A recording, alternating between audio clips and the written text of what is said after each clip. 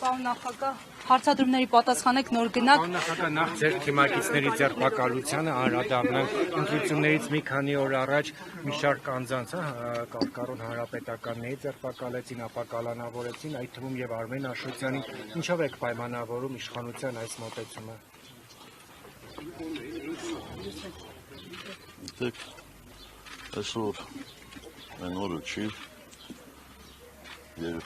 անհրաժեշտ է ամբողջովին գնահատական տալ օրվա իշխանությունների գործելավոճին։ Ես եկել եմ այստեղ քվեարկելու, որպեսզի հաղթի այն Հայաստանը, որն իջակի է պահել իր սահմանների անձեռնում խելαιությունը, ապահովել իր քաղաքացիների անվտանգությունը, իրավունքներն ու ազգային արժանապատվությունը։ Պարոն նախագահ, Այն Հայաստանի օգտին, որտեղ սուտն ու զրպարտությունը դատապարտելի է, իսկ ակտիվ քաղաքական կեցվածքը գնահատելի։ Այն Հայաստանի օգտին, որտեղ ընդդիմադիրներին իշխանությունները չեն կախում այն ընդդիմադիրների վրա տխրահռչակ թողերելուացում հոդված։ Պարոն նախագահ, Կարծում եմ վերջում պատասխանեցի։ Պարոն նախագահ, առաջին անգամ փաստացի ընտրություններին չի մասնակցում ձեր առաջնորդած ուժը, թեև մեծ ինստիտուցիոնալ ուժ է, դասական կուսակցություն, բայց չի մասնակցում։ Սա պայմանավորել էիք ավելի չպառակտելու ընդդիմադիր դաշտը հանգամանքով, ըստ ձեր այդ քաղաքական, այսպես ասենք, մեծահոգությունը կարդարացնի իրեն եւ հաջողության կհասնի ընդդիմությունն այս անգամ։ Ես չեմ կարծում, որ մեր քայլը մեծահոգություն էր, այլ սուտ սթափ հաշվարկի արդյունք էր եւ կարծում եմ մենք այդ մասին կարող ենք դատել այսօր ժամ 8-ից հետո տեսնելով թե ինչպիսի ակտիվություն ցուցաբերեցին մեր քաղաքացիները եթե գոնե 10%-ով ավելին գան ընտրատեղամասեր քան 21 թվիներ, ապա ես կհամարեմ, որ մեր որոշումը արդարացված էր։ Իսկ ինչ ուղերձ ունեք այդ հիասթափված քաղաքացիներին, որոնք օրինակ չեն ուզում մասնակցել պրոցեսներին։ Ես բոլորին խնդրում եմ մասնակցել, որովհետև իրենց մասնակցությունից է կախված, թե Հայաստանում որ քաղաքական ուժը կլինի իշխանության, կլինի փոքրամասնությունը, թե այն քաղաքական ուժը, որի համար քվեարկել է գոնե Հայաստանի Հանրապետության քաղաքացիների մի մեծ հատված։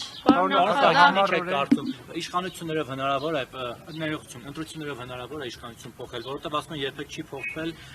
եւ եթե չփոխվի իսկապես ԿՊ նորից վերարտադրվի, պետք է ընդդիմությունը ինչ-որ քայլեր ձեռնարկի փողոցային պայքար, թե կընդունի պարտություն եւ կշարունակի աշխատել այնտեղ որպես ընդդիմություն։ Ես կարծում եմ, որ ձեր հարցի երկրորդ մասին հստակ կարող եմ պատասխանել այն քաղաքական ուժերը, ովքեր մասնակցում են ընտրապայքարին։ Ձեր մոտեցումը ինչպիսի՞։ Մեր մոտեցումը կլինի պաշտպանել նրանցից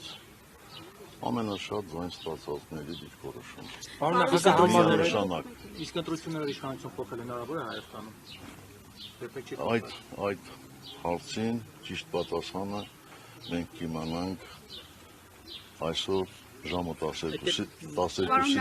Մի բան էլ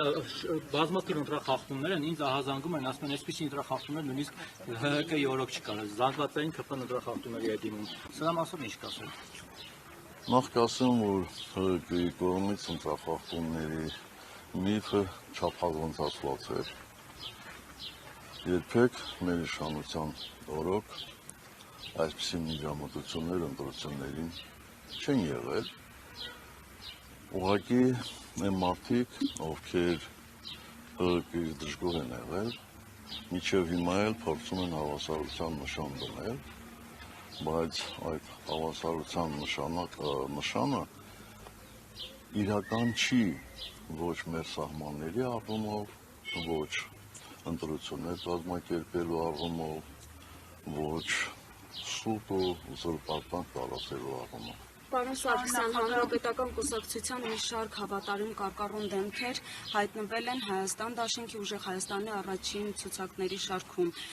Արդյոք դա ձեզ հետ համաձայնեցված եղել է, թե ոչ։ Ձեր մեկնաբանությունը կխնդրեմ։ Ես չեմ կարծում, որ այդպիսի դեպքեր կան, որ Հանրապետական կուսակցության անդամները առաջին շարքերում են հայտնվել։ Կարող եք ասել, որ ընտրացուցակում են առաջին շարքերում հայտնվել։ Չկա այդպիսի բան։ Երբ Էդգար Ղազարյանի նկատի ունի Բայց Էդգար Ղազարյանը հանրապետական չի։ Բացի դրանից Էդգար Ղազարյանը առաջին շարքերում։ Առաջին շարքեր ես նկատի ունեմ գոնե մինչև 5-րդ համար, էլի։ Ճիշտ Բայց մոտեցումը դա իշխանությունը համառորեն եւ Սամվել Կարապետյանի ուժին եւ Արման Թատրյանի ուժին ամեն կերպ փորձում է կապել ձեր հետ հանրապետական, եթե ասում են ռեբրենդինգ եղած ՀՀԿ-ն։ Դե իրենց կարծիքով իրենք ամբողջովին վարկաբեկել են Հայաստանի Հանրապետական կուսակցությունը եւ այդպեսով փորձում են նաեւ վարկաբեկել այն ուժին, ում հետ մեզ ասոցացնում են։ Պարոն Փաշինյանը քարոզարշավի օրերին զորահանդես էր կազմակերպել։ Նախ դուք ինչ կասեք այդ զենքերի մասին, տպավորված եք թե ոչ, եւ ասում է զրոյից բանակ եմ կառուցել, իսկ իրենք հին դեն նետված օգտագործված զենքեր են բերել, ես D30-ներ եմ բերել լրիվ նոր։ Դուք լսել եք այդ մարդու հայտարարությունը 20 թվականին միջև պատերազմը, երբ որ ասում է, որ հայկական բանակը տարածաշրջանում որոշիչ ազդեցություն ունի, բայց եթե այդ զենքերը տենց մետաղաջարդոն էին, այդ մետաղաջարդոնով մենք որոշիչ ուժ էինք, սա մի հանգամանքն է։ Երկրորդ հանգամանքը, զենքը, ոնց ասեմ, ցուցադրելու համար չի, զենքը կռվելու համար է։ Իսկ այդ մարդիկ, ովքեր խոսում են, այդ զենքով քանի մարդ են անցկացրել։ Զրո, չէ՞։ Եվ այն ինչ որ իրանք ցույց են տվել, ձեզնից ով կարող է ասի, այդ նմուշներից քանի հատ մենք ունենք։ Չեք կարող ասել, չէ՞։ Կամ այդ ցուցադրված զենքերից որն է ավելի ժամանակակից եւ հզոր։ Այդ թե Իսկենդերը օրինակ։ Ակնհայտ է, չէ՞ որ դա ոչ թե զորահանդես է, այլ ինչ ասեմ, ինչ-որ մի ցուցադրություն, որպեսզի արդարացնեն այն ահռելի թվերը, որ մենք տեսնում ու լսում էինք, իբր գումարների տեսքով հատկացված պաշտպանության նախարարությանը։ Այդ ամեն ինչը կպարզվի, երբ որ իշխանափոխություն լինի եւ երբ որ մենք կարողանանք հետաքննել այդ ողջ պատմությունը։ Սպասելիքները այնուամենայնիվ շոշափվում էր Արման Սահակյանի հակակոռուպցիոնի կողմից հրապարակած ձայնագրության մեջ կաշառքի գործով, ինչ եք մտածում այդ մասին։ Ես այդպիսի բան չեմ լսել։ Այսինքն ոնց է իմանում։ Հակակոռուպցիոնի ձայնագրության մեջ ձեր անունն է շոշափվում։ Այսինքն ինչպես է շոշափում, ասում է, որ ես Արման Սահակյանին ասել եմ տարընտրակաշառք բաժանել։ Ես չեմ լսել այդպիսի բան։ Եթե դուք լսել եք, խնդրում եմ ասեք, հետո ես կպատասխանեմ։ Արման Սահակյանը միշտ էլ կարող է իմ անունը տալ, որովհետև Արման Սահակյանը մեր կուսակցության շատ լավ մարտունակ ներկայացուցիչներից է, նա մեր խորհրդի անդամ է, եւ դեռևս կպարզվի Արման Սահակյանը ընդհանրապես ընտրակաշառքի հետ գործ ունի, թե էլի դզած փշած ձայնագրություն է։ Ձեր համար ընտրություններին մասնակցող բոլոր քաղաքական ուժերից քանիսն են իսկապես պայքարում Նիկոլ Փաշինյանի դեմ։ Դժվարանում եմ այդպես ասել, առնվազն 4։ Առնվազն 4։ Պարոն նախագահ, եւ այսպես մի քիչ ամփոփելով նաեւ, ինչպես է ստացվում, որ ով որտեղ պայքարում է, բայց Փաշինյանը շարունակում է մերժել ձեզ եւ ձեր իշխանությանը։ Այդ իրան հարցրեք, էլի, չգիտեմ։